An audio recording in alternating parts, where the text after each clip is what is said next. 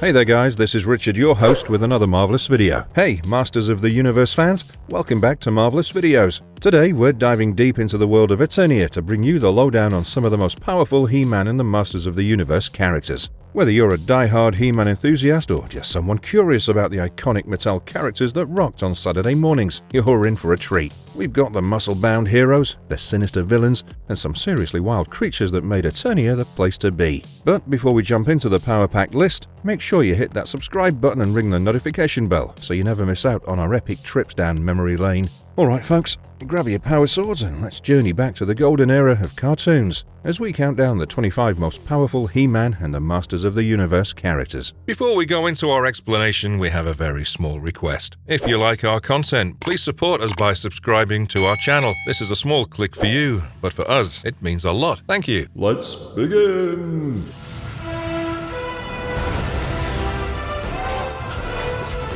He-Man. Kicking off our Power Pack list, we've got none other than the man himself, He-Man. Now, if you're talking about the Masters of the Universe, He-Man is the guy who puts the power in Power Packed. By the power of Grayskull, Adam transforms into the muscle-bound, sword-wielding and overall bad guy-busting machine we know and love. What a glow-up, right? So, He-Man's got a bit of a choose-your-own-adventure thing going on with his origin stories. In the early days, according to those cool mini-comics illustrated by Alfredo Alcala, he's this hardcore barbarian dude from an Eternian tribe. As the Filmation series rolled in, they decided to give He-Man a bit of a royal twist. Born as Prince Adam, he's not just any old barbarian. It turns out he's the son of King Randor and Queen Marlena, living it up in the fancy palace of Eternos. The Sorceress of Castle Grayskull grants Prince Adam the power to morph into He-Man. All he's got to do is hoist his power sword and shout, "By the power of Grayskull!" Well, easy peasy, right. He-Man isn't just a pretty face with a killer tan. This guy's got some serious skills. I'm talking superhuman strength, the kind that makes flipping over boulders look like child's play. And that's not all. He's got this nifty power sword that can deflect laser beams and slice through evil robots. You name it. But it's not just muscles and weaponry. He-Man's got the heart of a hero. He's always there to defend Eternia from the likes of Skeletor and his motley crew. So if you're ever in trouble, just call on the power of Grayskull and He-Man's got your back. And Master of the Universe! Skeletor. It's time to dive into the dark side of Eternia with none other than the bad-to-the-bone baddie, Skeletor. If He-Man is the hero we all root for, Skeletor's the guy who gives nightmares a run for the money. Picture this, blue-skinned, skull-faced menace with a voice that could send shivers down your spine. Yeah, that's Skeletor. He's like the Voldemort of Eternia, with a whole lot more attitude. According to the mini-comics, he was originally from another dimension, but during the Great Wars, he got tossed into Eternia through a dimensional hole. In later mini-comics, they throw a curveball, hinting that Skeletor might be King Randor's long-lost brother, Keldor, who vanished into another dimension. Family reunions on Eternia must be a blast. In the Filmation series, Skeletor is a demon from another dimension. It turns out he was once part of the evil Horde and learned the villainy ropes from Hordak. When the Horde invaded Eternia, things went south, and Hordak left Skeletor high and dry, only taking one of the royal twins, Princess Adora. Skeletor's got a bag of mystical tricks, and the writers play fast and loose with them. But one thing's for sure, he's one heck of a sorcerer. His magical repertoire includes a variety of dark powers, and he's no slouch in the science department either. The dude can whip up machines and gadgets like it's nothing, especially in the Filmation and New Adventures animated series. His go-to accessory is the Havoc Staff. It's like the Swiss Army knife of evil, topped with a ram skull and a crystal ball. Skeletor can shoot mystic bolts or channel powerful magic through that bad boy. And don't let the bony exterior fool you. Skeletor's no pushover in a brawl. He's got some serious muscle, holding his own in face-offs with He-Man. But what makes Skeletor genuinely terrifying? Well, it's not just his bony exterior or his penchant for evil laughs. It's the fact that deep down, he's kind of a genius.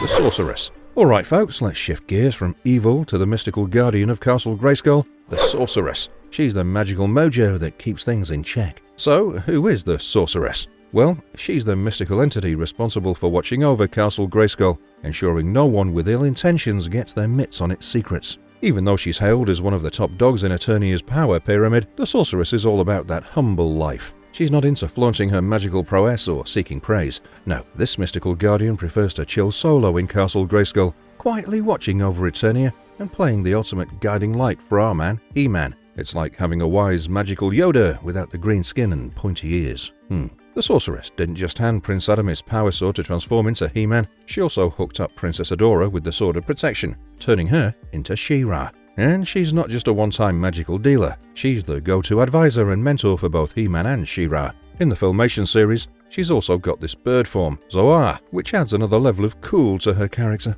Among her many talents, she's the top dog in magic on modern Eternia. One of her stand-up moves is projecting her telepathic image, and her telepathy game is at the next level. Whether it's reaching out to HeMan from miles away or tuning into the thoughts, emotions, and motives of others, she's the Eternian mind reader extraordinaire.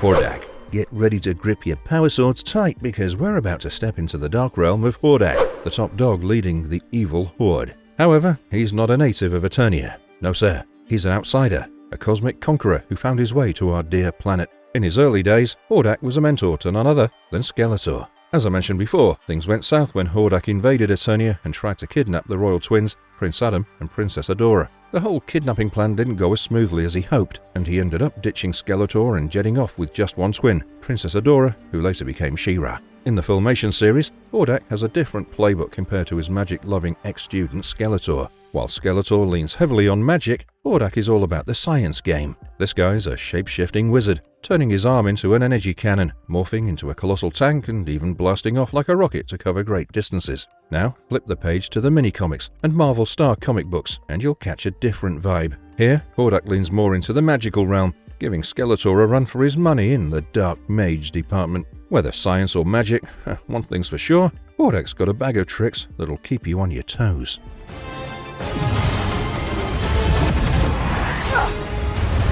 Evil Lynn. It's time to meet the femme fatale of Eternia. Meet Evil Lynn, the lone lady in the Evil Warriors gang. She's no ordinary witch. She's the Dark Sorceress backing up Skeletor as his right-hand woman. She's way smarter than the rest of Skeletor's minions. While she acknowledges that she's not as powerful as Skeletor, she's not just sitting around twiddling a wand. Nope, she's eyeing the throne for herself, aiming to snatch Skeletor's powers and rule over Eternia someday. Speak of ambition.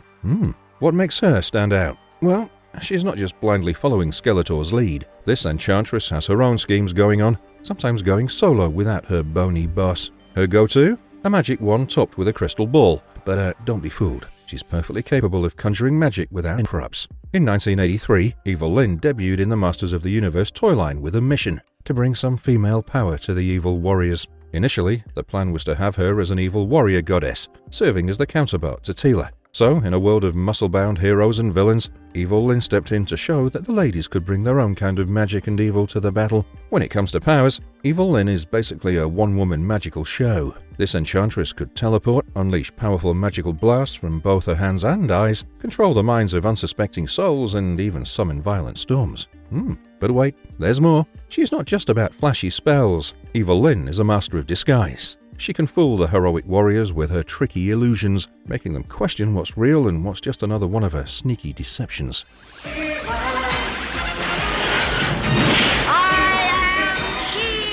Shira. Shira is not just any princess, she's Princess Adora, the twin sister to none other than HeMan himself.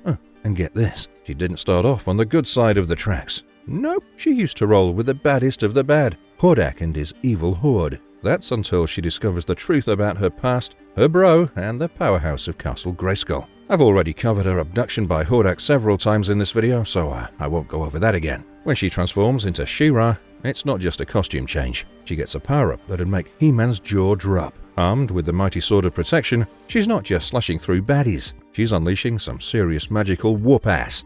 And let's not forget her ride, Swiftwind, a talking magical horse. Yeah, you heard that right, a talking horse.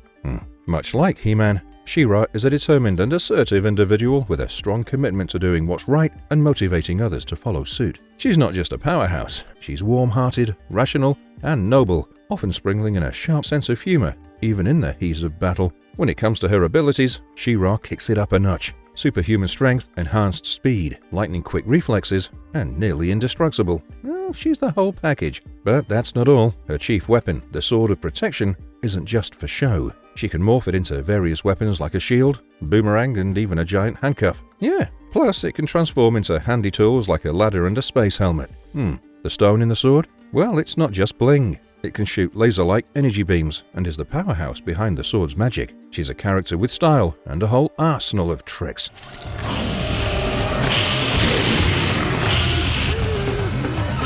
King Hiss. King Hiss is the leader of the Snake Men, a faction of reptilian warriors. Despite his people being humanoid snakes, Hiss has an unusual default appearance as a human, concealing his true form. Unlike your typical villain with a sinister face, King Hiss can shed his humanoid skin, revealing a monstrous snake from beneath. Yeah, it's as creepy as it sounds. His upper body is composed of 5 intertwined serpents. While one head is clearly dominant, the 2002 animated series depicts all 5 heads speaking together. Hiss and his snake men were in an ongoing war of conquest on Eternia until they were defeated by the combined magical powers of the planet's elders. As described in pre-Eternia comics featuring Hero and his mentor Eldor, their magic banished King Hiss and his army to a limbo-like dimension. After being imprisoned for millennia, Skeletor frees King Hiss and a handful of his followers. Skeletor, keen on uncovering the Snake Man's secrets, forms an uneasy alliance with King Hiss to conquer Eternia and defeat its champion, HeMan. However, both villains secretly plan to betray each other once HeMan is out of the picture.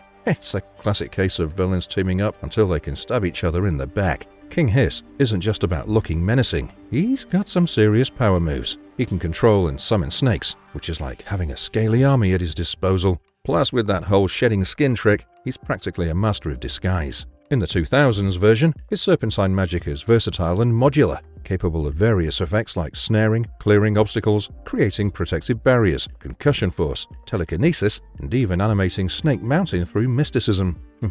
He can also teleport by transforming into a massive ergo-kinetic vipers and reappear elsewhere. In the comics, he combines his arcane abilities with command over the Snake Men to enhance solidarity, allowing his armies to move faster than usual. The 2010s rendition of Hiss maintains these traits, but now he can overshadow people and wear their bodies like a second skin.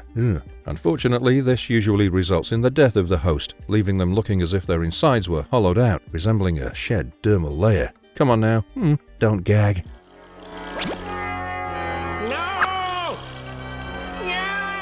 Shagor. Shagor was a massive demon with a single eye and numerous tentacles from another dimension who got a VIP ticket to Eternia thanks to Skeletor's summoning ambitions. However, this cosmic troublemaker turned out to be way too powerful for Skeletor's liking. He couldn't control or banish Shagor, who had plans of his own for conquering Eternia. Things took a dark turn when Shagor imprisoned Skeletor, Evil Lynn, and Trapjaw in crystals, and wounded Whiplash, who sprinted to the royal palace to sound the alarm. As a result, HeMan and the heroic warriors geared up to tackle this cosmic menace. As our heroes headed to Snake Mountain to stop Shagor from draining power from his captives, the demons summoned some minions and pulled a sneaky teleportation move. Breaking into Castle Grayskull, Shagor overpowered the Sorceress, turning her into a harpy-like creature and commanding her to attack both heroic and evil warriors. Meanwhile, he aimed to open a gateway, planning to drag Eternia into his dimension. The plot thickened when Evil Lynn managed to break the Sorceress free from Shagor's spell. The trio of Evil Lynn, the Sorceress, and even the scheming Skeletor combine their powers to reconstruct the summoning spell and send Shagor packing back to his cosmic crib. Shagor exudes a level of genuine menace seldom seen in the HeMan universe.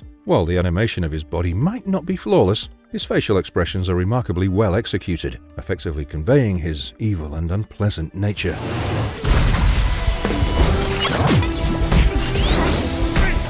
Manatarms. If HeMan is the muscle, Manatarms is the brains, the brawn, and the guy who can fix your spaceship on the side. Real name Duncan, this character is not just a skilled warrior, he's the go-to guy for all things tech and tactics in Eternia. In the early mini-comics, Man-at-Arms is depicted with an appearance more aligned with the toy version. In HeMan and the Power Sword, the only background detail provided about the character is that his people were known as the Masters of All Weapons. Despite being well known in this version of Eternia, little additional information is provided. In the subsequent wave of mini-comics, Man-at-Arms is identified as Tila's father. In the 1980s animated series, Duncan is portrayed as an inventor, soldier, Tila's foster father, and a mentor to Prince Adam. The 2002 cartoon presents Duncan as a more serious and darker character, revealing a deeper connection to the Sorceress than previously shown. In the governance of Eternia, a Man-at-Arms held the responsibility of providing counsel to the ruling planetary monarch and the Royal Guard on matters concerning military and police affairs. During his youth, Man-at-Arms received mentorship from Rohad, who imparted knowledge in sciences and engineering. Together, they collaborated on numerous advanced devices. Man-at-Arms boasts expertise in various weapons and vehicles, earning him the recognition from Queen Marlena as the most skilled individual in Eternia when it comes to deciphering ancient writings.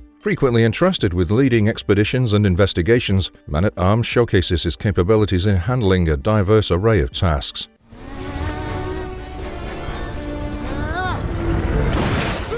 Orco.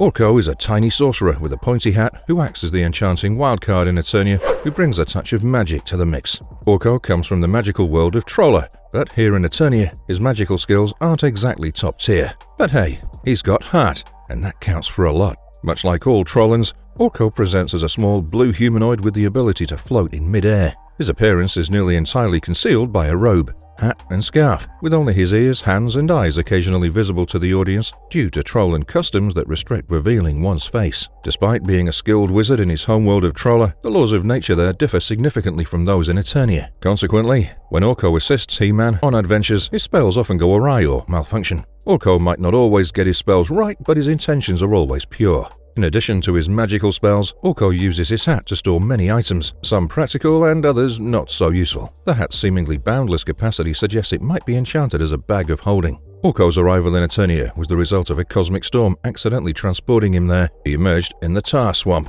where he rescued a young Prince Adam and his tiger cub Cringer from the perilous tar. Unfortunately, in the process, he lost his pendant after colliding with a tree. Stranded in Eternia, Orco was appointed the royal buffoon by the king of Eternia as a gesture of gratitude for saving his son. This marked the beginning of a close friendship between Orco and Adam. When applied correctly, Orco's magical prowess extends to a remarkable feat. He possesses the power to influence the sword of HeMan, even disarming its owner. To enhance the precision of his magical endeavors, Orco wields a magic wand that ensures his spells work seamlessly. Sometimes a little magic goes a long way in a world of muscle and mayhem.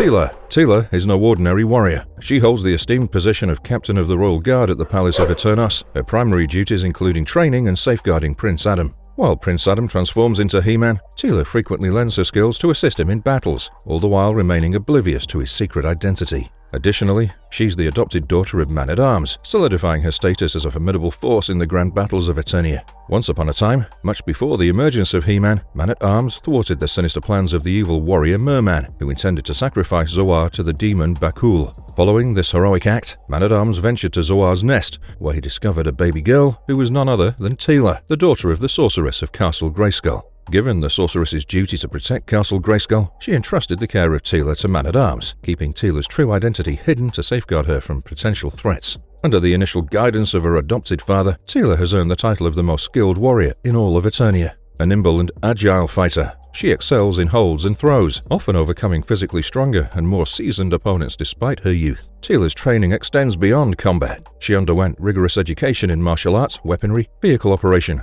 and proper conduct in the royal court. Additionally, she pursued studies at some of the finest schools in Eternia. As if that wasn't impressive enough, Tila also boasts the distinction of being one of the kingdom's top sky sled pilots. Her expertise extends across various domains, making her a true force to be reckoned with in Eternia.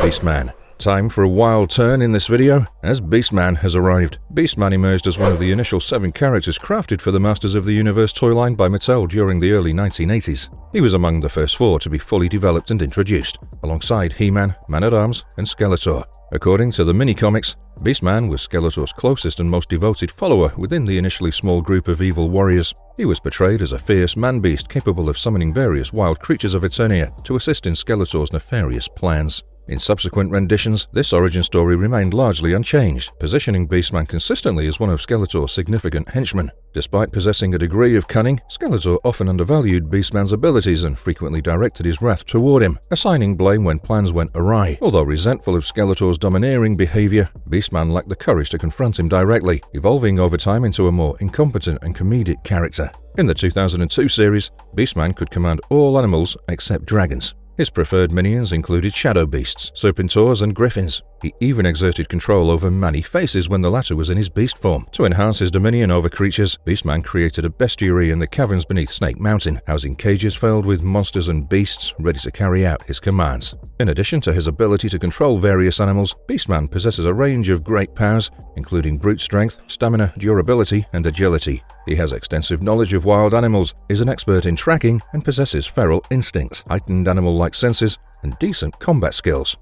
Stratos. Meet Stratos, the big boss of the bird people of Avion. They're the cool crew with flight powers and bird-like skills. These feathery folks are tight allies with HeMan. And Stratos? Oh, he's like HeMan's right-hand bird, always ready for action. So, Stratos is not just a leader. He's the head honcho of the bird people, chilling up in Avion, high in the Mystic Mountains. But here's the thing. Even though he's got his own bird kingdom to rule, he's constantly jetting off to help HeMan smack down Skeletor in epic battles. In the 2002 cartoon, Stratos is like the wise elder of the Masters, rocking a Scottish accent that's basically Sean Connery levels of cool.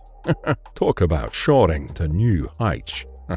Since Stratos is like the bird guy on the squad, he's got the whole package of bird skills. We're talking flying, top-tier agility, the works. And he's got this slick jetpack on his back for turbo speed in the air. But Stratos isn't just a sky jockey, he's a total brawler too. Lightning from his brass knuckles? Yeah, he's got that in his bag of tricks as well. And it's not just about looking cool in the sky. No, Stratos is the heroic warrior secret spy with his sharp bird-like eyes. Apart from all this, Stratos can kick it into superhero speed mode, but he doesn't pull that move often. Hear your pitiful pleas for life, but I have enough time to hear you die.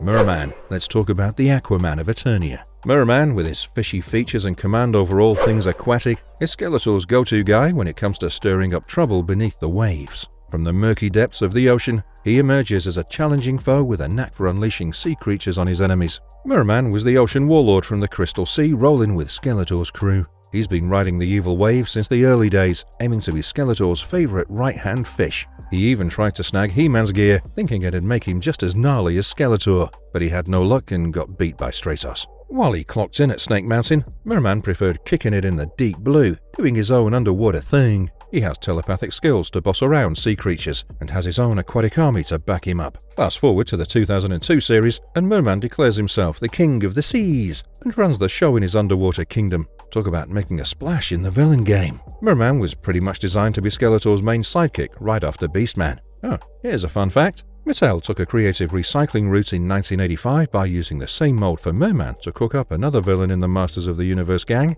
Stinkor. The only tweaks are that Stinkor rocks a black and white paint job, sports different chest armor, and get this, was treated with chemicals to give off a musky scent. You defile the heart of grace. Mossman. Prepare to step into the lush and leafy world of Mossman, the Green Guardian of Eternia. As the name suggests, Mossman is literally made up of, moss. He can camouflage into the greenery and control every plant, living a carefree life in the evergreen forest with his plant and animal buddies. When it comes to the action figure, they took Beastman, made it all green, slapped on fuzzy moss, and added a whiff of pine scent. Oh, and he's got this mace straight from Castle Grayskull, just to keep things interesting.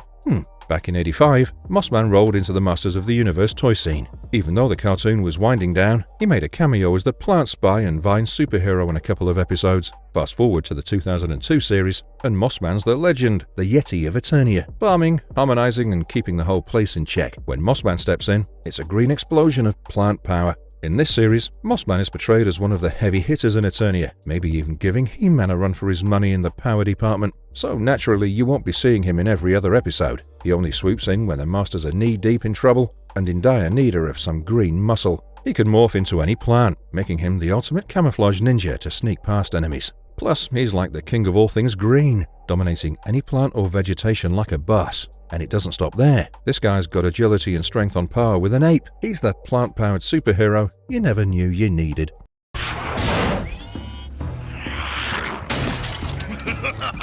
Trapjaw. Trapjaw was this crazy criminal from some other dimension. Skeletor didn't plan on bringing him back to his dimension, but anyway, Trapjaw ended up tagging along on Skeletor's return trip from the alien dimension. Crash landing in Castle Grayskull, Trapjaw somehow tapped into the castle's power, coming pretty close to giving HeMan a run for his money. The whole Trapjaw mess got so intense that HeMan and Skeletor had to team up like never before. They actually combined their powers by sticking the two halves of the Sword of Power together, both of them holding on for dear life. Once they got the power back from Trapjaw, Skeletor decided to recruit him as a new lackey. In the old-school Filmation series, Trapjaw was Skeletor's go-to weapons guy. Despite not being the sharpest tool in the shed, he crafted and managed all those crazy arm attachments and cooked up weapons of destruction for Skeletor. Trapjaw wasn't just muscle, he was one of Skeletor's more down-to-earth and observant henchmen. They teamed up a lot, especially with Beastman. In the 2002 series, Trapjaw's origin story is a trip. Before he became Trapjaw, he was this guy named Cronus, a blue-skinned criminal who joined forces with Keldor's warriors. They were plotting to overthrow the Council of Elders, but when Keldor, now the loopy Skeletor, and his gang got stuck behind the Mystic Wall in the Dark Hemisphere of Eternia, Cronus got fed up with Skeletor's leadership. He thought Skeletor wasn't the same leader he once followed into battle. So, after throwing down the gauntlet and challenging Skeletor, Keldor got booted from Snake Mountain. He went on to raise his own army, ready to wage war against Skeletor. After getting his butt kicked, Cronus suffered a serious beatdown from Skeletor that left his jaw shattered and his arm in bad shape. But Skeletor, always the strategist, figured he could still put Cronus to good use. So he told Triclops to patch up Cronus. Triclops did some tinkering, replacing Cronus's busted jaw and arm with shiny metallic ones. With this upgrade, Cronus decided to give himself a new name and rolled with Trapjaw. Apart from his strong metal jaw and hefty metal arm, his jaw is armed with razor-sharp teeth, making his bite seriously dangerous. On top of that, his mechanical arm isn't just for show. It's superhumanly strong and practically indestructible. The cool thing is, he can deck out that arm with all sorts of weapons. Besides being a feared warlord with a knack for tactics, Trapjaw is a weapons pro. In the 2002 series, he pulls off a weird trick. The guy can actually chow down on metals. The more metal he munches, the beefier he gets. It's like he's turning scrap into strength. Jumping to the 2012 comic version, Trapjaw gets a futuristic upgrade. Thanks to advanced nanotechnology, his body becomes a playground for microtechnological creatures. These tiny tech buddies can transform his bionic arm into a whole arsenal of energized weapons, or even spread and infect targets. Besides being a black market big shot, he's a whiz in mechanical engineering and intel gathering, and he's not shy about selling his expertise for some serious coin. You cannot fight the darkness, HeMan! Shote, Agar, isn't just your run-of-the-mill spellcaster. We're talking about a powerhouse with a laundry list of magical abilities. With powers fueled by darkness, Shote stood out as the most menacing sorceress in Eternia's Dark Hemisphere. Her fellow Gars were so freaked out by her plan to shroud the planet in the darkness that they tricked her into the sunlight and sealed her along with her beast buddy in the House of Darkness. Fast forward many moons, and along comes Mask, the shape-shifting wizard, to stir up trouble. He resurrects the temple from the sands of time, unleashing Shote and her darkness again. But fear not, HeMan swoops in to save the day, putting an end to Shote and the sleeping beast's reign of terror for good. When it comes to battling, Shote has some tricks up her sleeve. She uses darkness and magic to whip up illusions and shoot energy blasts from her hands. But hey, even the darkest sorceress can't outshine the power of HeMan. Shote rocks a bronze headdress and choker combo, complete with horns and a crescent moon flare. She's all about that matching vibe, sporting bronze gauntlets to match the headdress. Oh, and let's not forget the red cape, adding some dramatic flair to her ensemble. Her look is bold, jet black hair, pale blue skin, typical Gar style. And those eyes? Well, they're as black as they come, giving off that eerie, lifeless vibe. Shote isn't just bringing the magic, she's also got the whole wicked style thing down.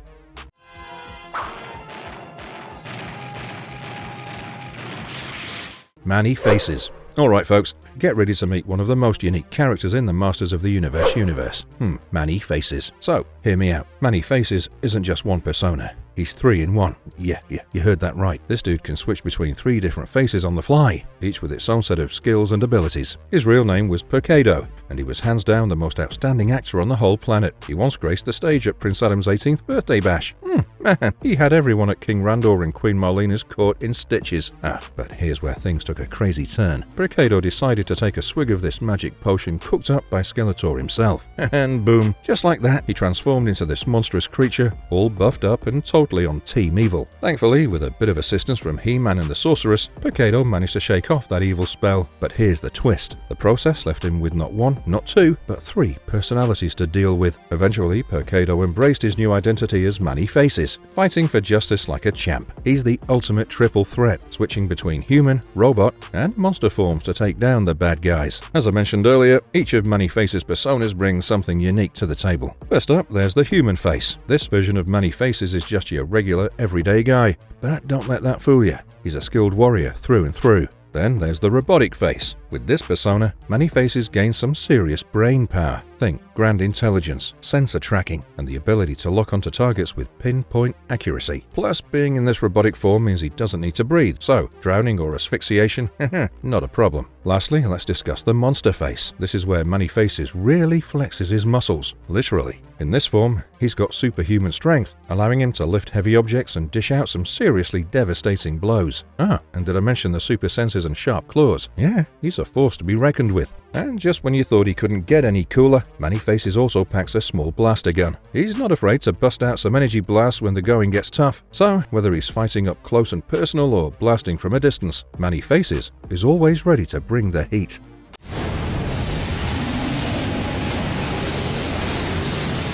Zodak. Zodak is the ultimate cosmic enforcer, keeping the balance of power in check across the universe. So, what's Zodak's deal? Well, he's not your average hero or villain. Zodak's more like a cosmic observer, like the universe's referee. He's sworn to keep the balance between good and evil, making sure things don't get too out of whack. Back in the day, Zodak was part of Eternia's Council of Elders, but when Grayskull's downfall went down, he decided to stick with his human form and peace out of Eternia. He found his chill among the stars and got scooped up by the overlords of Troller. They made him a cosmic enforcer, charged with keeping the cosmic scales balanced across the universe. Even though he's left Eternia behind, Zodak still gets pulled back into the mix whenever there's drama over that darn power sword. It's like a cosmic magnet drawing him back to his old stomping grounds. But hey, someone's got to make sure the eternal battle between good and evil stays on track, right?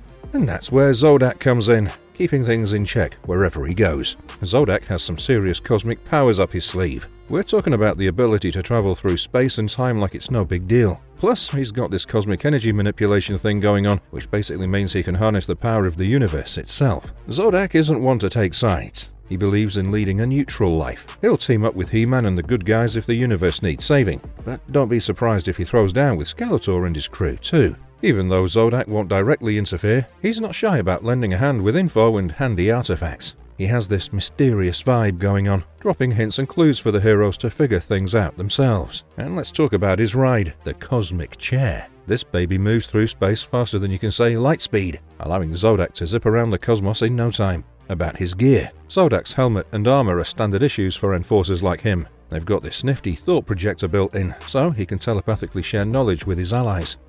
Use that power.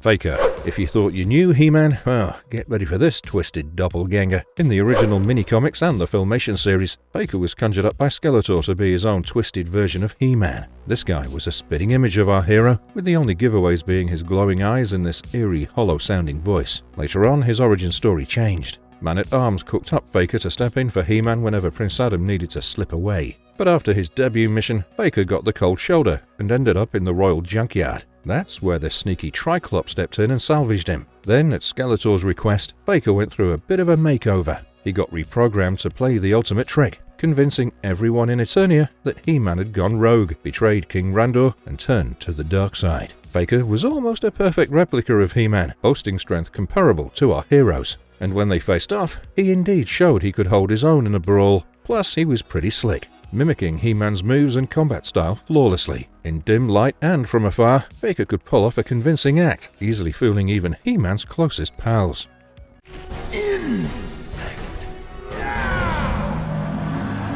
Scareglow.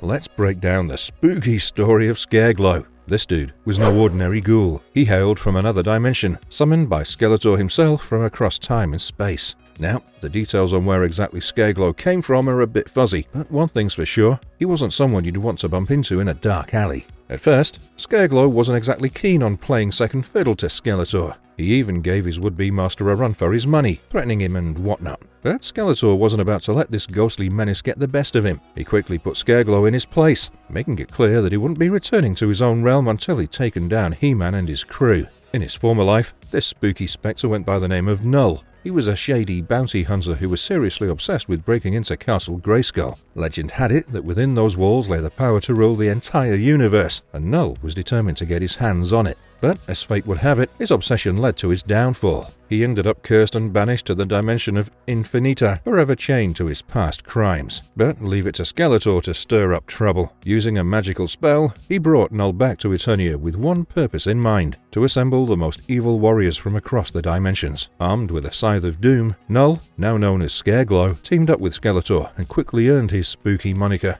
Scareglow isn't one to shy away from a fight. He's known for his ruthless tactics and his willingness to do whatever it takes to spread fear and chaos. And with his ability to harness the power of darkness itself, he's a force to be reckoned with.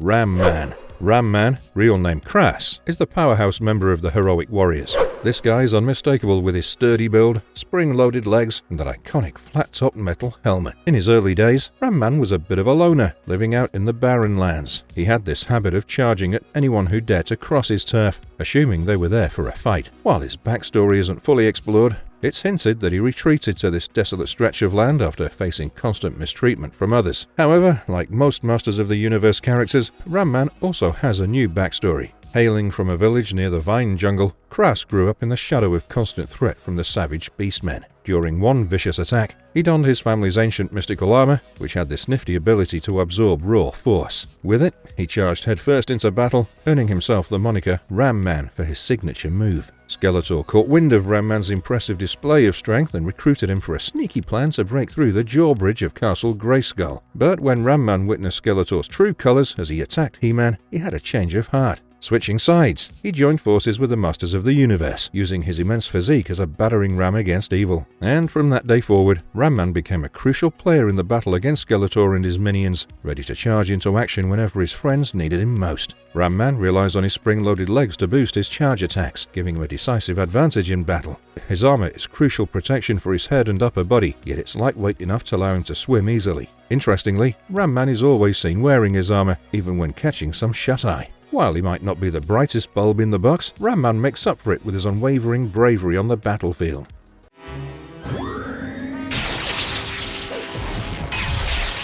Triclops. Triclops was a master hunter and swordsman, sought out by Skeletor for his unparalleled strength, rivaling that of HeMan. What set him apart was his mechanical visor, a technological marvel that granted him incredible abilities. With it, he could see over vast distances, blind his enemies with dazzling light, and even pierce through the darkest of shadows. In the classic Filmation series, Triclops was introduced as one of Skeletor's top henchmen, sporting 3 distinctively shaped eyes: circular, triangular, and square. Each eye boasted its unique power, from night vision to seeing through solid objects and perceiving far-off distances. This gave him a tactical advantage, allowing him to keep an eye on every angle simultaneously. Not only was he a skilled fighter, but he was also one of the few villains capable of going toe-to-toe with HeMan himself. In the 2002 series, Triclops' backstory took a dramatic turn. Once a noble swordsman, he was tragically blinded by a magic spell. However, he found a new purpose as the defender of a scientific research center, relying on his heightened senses of smell and sound to protect it. But when his loyalty was swayed by Keldor's deceitful manipulations, he ended up aiding Keldor in an attack on the tower.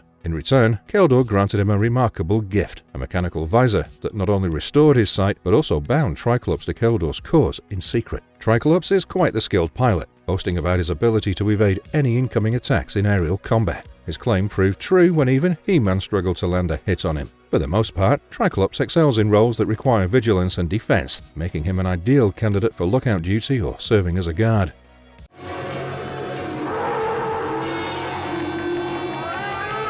Granomir. Granomir is among the eldest and wisest among the Eternian dragons dwelling in Darksmoke, an ancient realm within Eternia's dark hemisphere. His deep-seated distrust of most men stems from the tumultuous history of the great wars between dragons and humans in ancient times. Renowned as one of the mightiest wielders of magic on Eternia, his power is so immense that even Skeletor refrains from challenging him. In a notable event, when manatarms fell victim to an evil enchantment, rendering him as glass, Granomir extended his aid to HeMan. However, he agreed to assist only after Eternia's champion demonstrated great strength and remarkable compassion and wisdom. As the guardian of Eternia's mystical secrets and ruler of Darksmoke, this ancient dragon holds a position of immense significance in the realm's lore. Granomir is portrayed as a massive dragon in the European tradition, boasting striking red scales, formidable wings, and a somber dark grey helmet. Despite his imposing appearance, he communicates in a gentle tone with a refined accent, indicative of his cultured and composed demeanor. Granomir boasts an impressive age of over a millennium. He's basically the OG dragon, outlasting pretty much all his dragon buddies and growing to a size that makes them look like hatchlings in comparison. And let me tell you, with that kind of presence, he's got everyone's attention. Nobody's messing with Granamyr. He's like the big boss of dragons, facing off against only the most worthy opponents. Being a dragon and all, Granamyr got all the classic dragon moves down pat. You know, flying through the skies, breathing fire like it's nobody's business, and sporting some seriously sharp claws. But what sets him apart is his crazy resilience. This dude can take on scorching temperatures like a walk in the park, no sweat. And let's not forget about his mastery of magic, which is unmatched by any other. Plor. We've reached our last entry, but definitely not the least. Introducing Plor. Plor's all about the green. Not the eco kind, but the cold, hard cash. Plor is not just any ruler, he's the brainiac inventor in charge of Tranis. This guy's on a universe-wide tour, scouting for fresh ways to boost his bank account. And guess what happens when he stumbles upon the utopian planet Stratos? He whips out his genius inventor skills and throws up this colossal factory, squeezing every last dime out of the planet's resources and leaving it in shambles. Trees? Gone. Rivers? Polluted. And don't even get me started on what happened to the poor native critters. Now enter HeMan, who's dealing with a major case of amnesia thanks to Skeletor's little memory wipe. He stumbles into Stratos, hooks up with Gleedle, and bam! Plor sets his sights on them. He unleashes his army of rabbit-like robots to snatch them up and shows off this crazy magical liquid he's been cooking up, claiming it's the planet's life force, all bottled up and worth a fortune. But HeMan ain't having any of it. He tells Plor to take a hike, and that's when things start getting really hairy. Plor threatens to lock them up for good, but Orco, Ramman, and Cringer come to save the day. They help HeMan regain his memory and take down Plor's robot army. Now, Plor isn't about to give up without a fight. He loads up all that precious magical liquid onto a rocket, but HeMan won't let him get away with it. He jumps on that rocket like a boss, redirects it, and yes, you guessed it, the whole thing blows up, restoring Stratos to its former glory. And just to add insult to injury, Gleedle lays down the law and makes Plor take down his factory.